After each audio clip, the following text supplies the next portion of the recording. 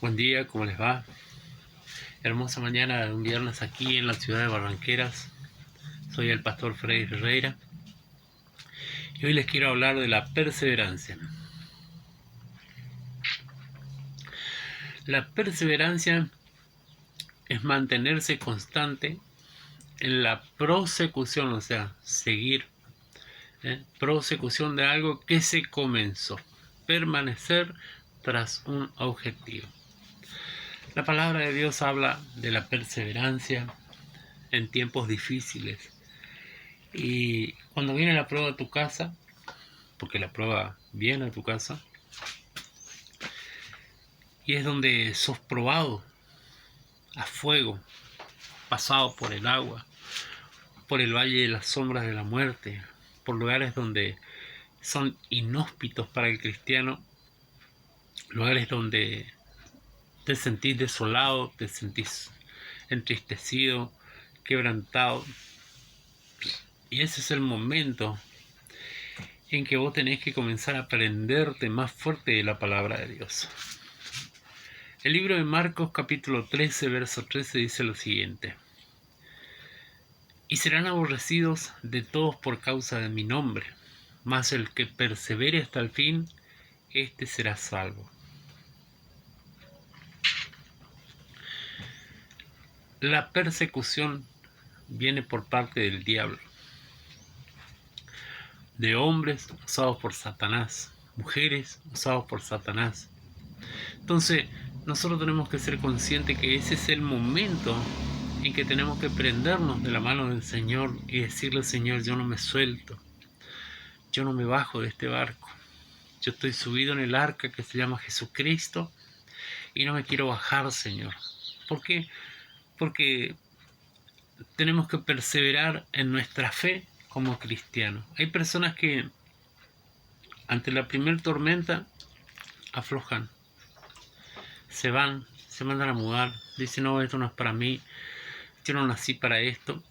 Entonces ahí usted se da cuenta de qué manera está hecho usted. Y cuál es el motivo por el cual usted se acercó a Cristo. Ahora, ¿en qué debo perseverar para ser salvo? ¿Por qué? Porque yo debo saber en qué debo perseverar. ¿Me entiendes? Porque la Biblia dice perseverar, pero no te aclara. Ahora, vayamos a los versículos bíblicos donde me explica el por qué yo debo perseverar. Dice Hechos capítulo 1, verso 12.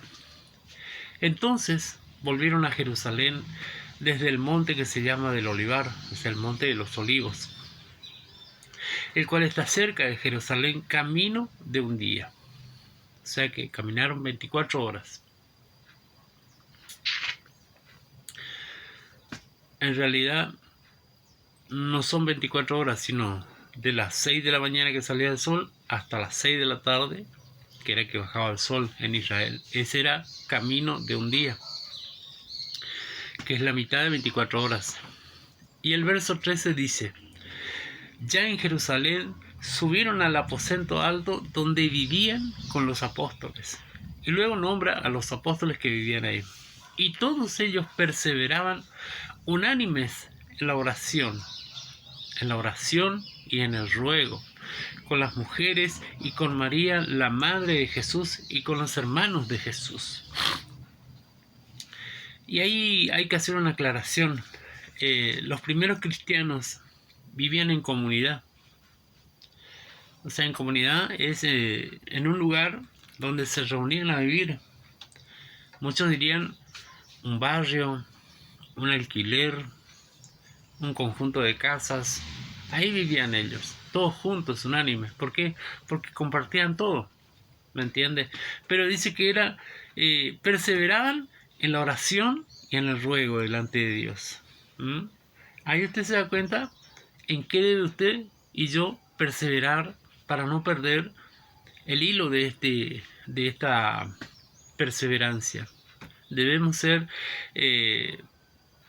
sobrios, serios en esto, muy sobrios, muy serios. llevar adelante la perseverancia en la oración y en el ruego delante de Dios. ¿Me va entendiendo dónde apunta la palabra de Dios? Dice Colosenses 4:2. Perseveren en la oración, velando en ella con acción de gracia.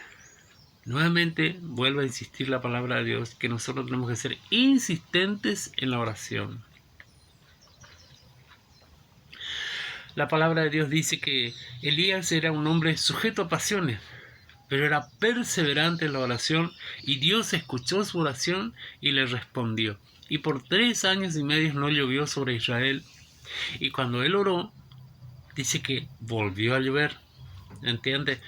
Pero es producto de la perseverancia de una persona que está ahí constantemente orando, constantemente inquiriendo en la oración.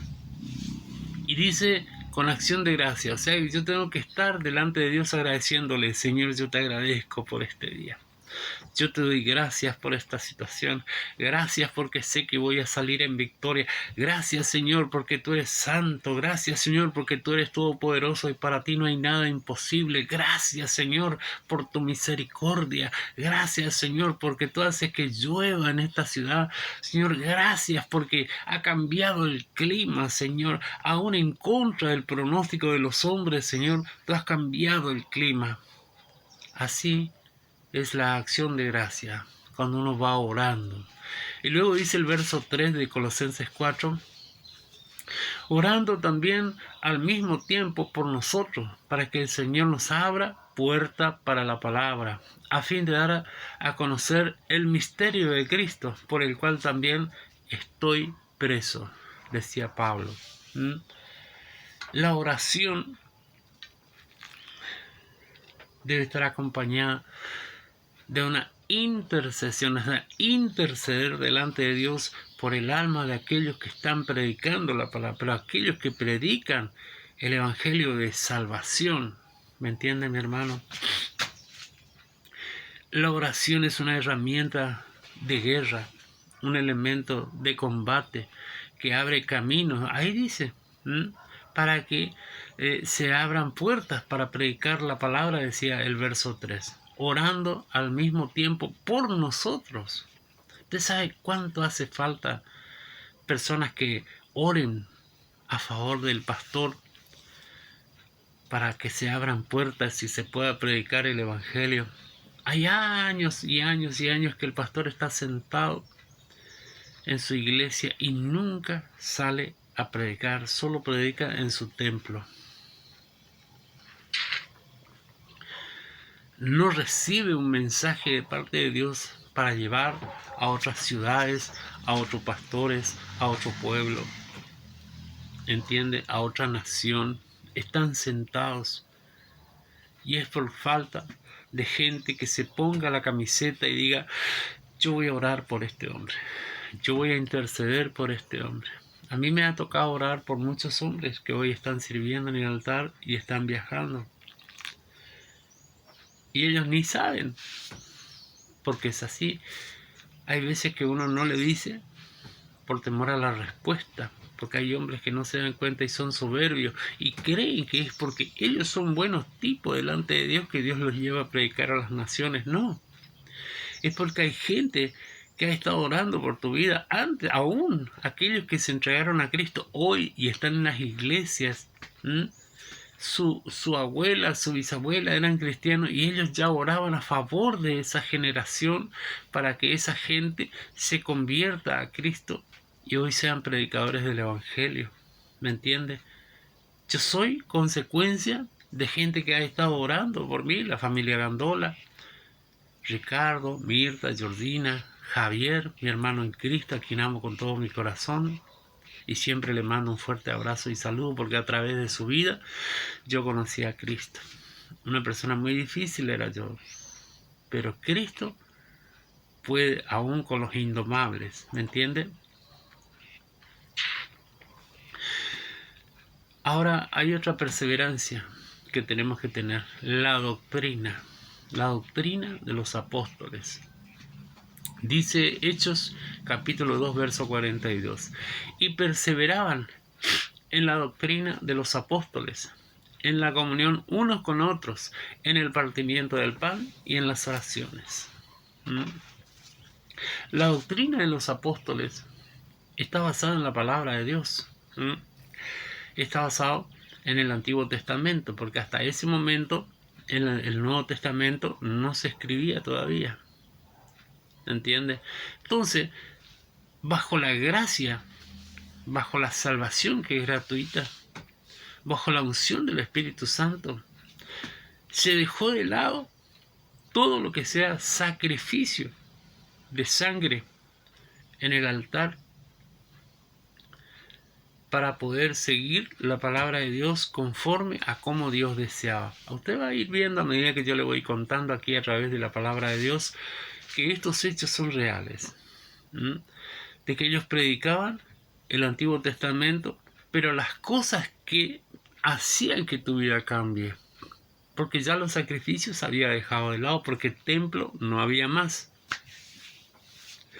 Dice que ellos tenían comunión unos con otros. Ahí está lo que le decía hace un rato, que ellos vivían en el aposento alto. O sea, había un lugar donde ellos se reunían a orar y era el aposento alto.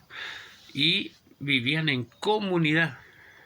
En comunidad es en un lugar apartado exclusivamente para ellos.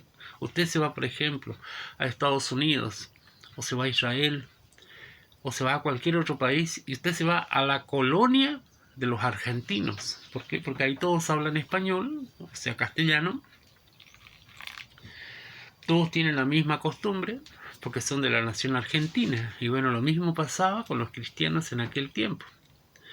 Ellos se cuidaban entre ellos de esa manera. Se mantenían firmes y unánimes en la oración, dice.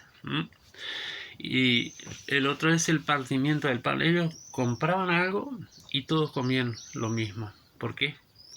Porque era lo que alcanzaba. Porque en aquella época, no tan brutal como hoy, la gente no tenía poder adquisitivo. Entonces vendían alguna cosa y compartían ese dinero, traían a los apóstoles y que ellos administren. Hoy se entiende mal eso que traían a los pies de los apóstoles. Hace entender como que ellos lo traían para que los apóstoles tengan ese dinero. No es así. Era para administrar los bienes financieros de aquellos cristianos de ese tiempo.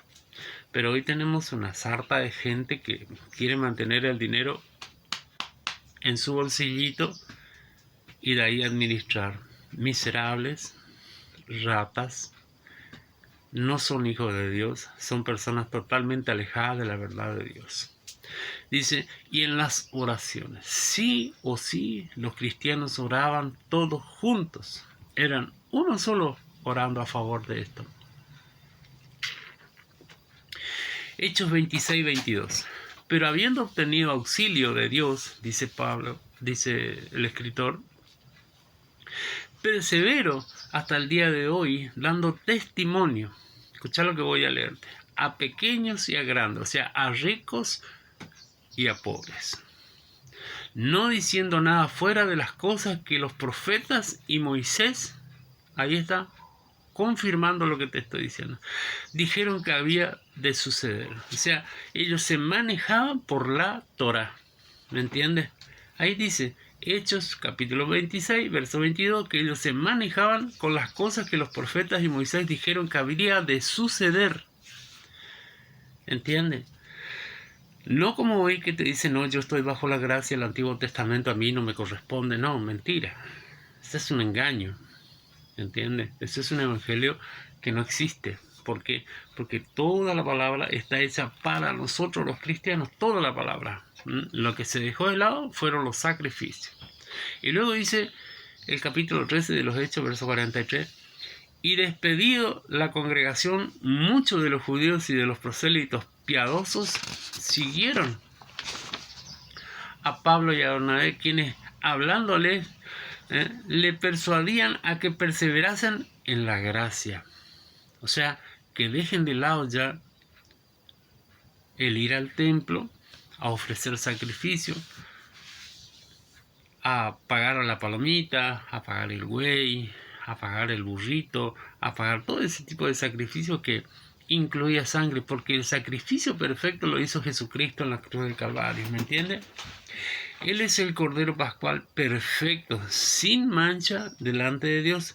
Jesús jamás pecó. Hoy por las redes sociales hay un montón de personas que la mayoría son brujos y ateos que testifican de que Jesús estaba en pecado, que Jesús tuvo hijos con María Magdalena. Todas esas son mentiras, que Jesús era sirofenicio y que era de las estrellas, que vino de las Pléyades, y un montón de locuras que testifican en contra de la palabra de Dios. Y sin embargo, nosotros vemos que eso es una mentira. La Biblia dice que Jesús era judío. Hoy te dicen, no, Jesús era palestino. No, nada que ver. Jesús era judío, nació en Belén de Judá. Y esta gente quiere mentir en contra de la palabra de Dios, desacreditar lo que dice la palabra de Dios. Los romanos pusieron Palestina, aquel lugar donde era Belén de Judá, porque a ellos les convenía, porque ellos donde iban cambiaban las cosas, metían su cultura y le cambiaban el nombre a la ciudad como a él, gobernante que estaba de turno, le parecía.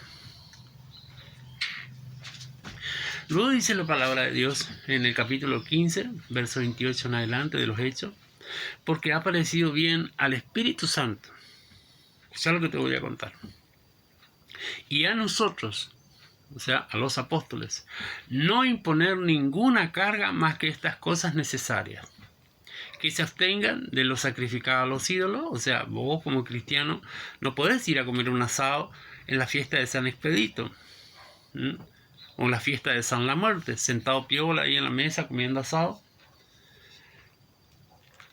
que es ofrecido a un demonio regional. O por ejemplo, la gente aquí en la región en octubre hace un buen almuerzo.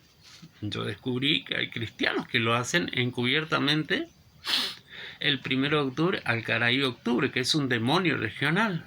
O le ofrecen al pombero una ofrenda, que es una comida que generalmente es polenta, caña y tabaco, o sea, cigarros de tabaco. Le ofrecen para que le vaya bien con las mujeres, o las mujeres hacen lo mismo para poder tener hombres adinerados que las sostengan. Eso es común aquí en la región, en la zona de Corrientes, Paraguay, Misiones. Entonces, ahí está diciendo claramente que el Espíritu Santo y los apóstoles le dicen que tienen que abstenerse de todo lo que es sacrificado a los ídolos. Hay gente que se va a los asados, que es carne a la parrilla aquí en la zona, el asado argentino, típico de la Argentina, y luego se llenan de granos, le salen así unas úlceras en los brazos, en el pecho, en la espalda, y no saben por qué. Y es porque ha cometido un pecado muy grave. El Espíritu Santo dio la orden de que no tengo que comer nada que sea sacrificado a los ídolos. Entonces me viene en juicio. Luego dice de sangre, la morcilla. El cristiano no debe comer. Y muchos te dicen, no, pero todo lo que entra por la boca va a la letrina. Sí, perfecto. Pero acá me está diciendo que el Espíritu Santo no quiere que yo coma nada que contenga sangre, porque en ella está la vida. Así dice la palabra de Dios. Luego dice de ahogado. ¿Usted sabe lo que es el ahogado? Es como cuando la vaca muere y está preñada. Y la vaca muerta uno la corta y luego se encuentra con que el feto está ahí adentro y murió ahogado. Y la gente saca eso, lo destripa, lo cuelga, deja que sangre y luego come. Eso es ahogado. ¿Entiendes? Pasa con las gallinas, pasa con todo tipo de bichos.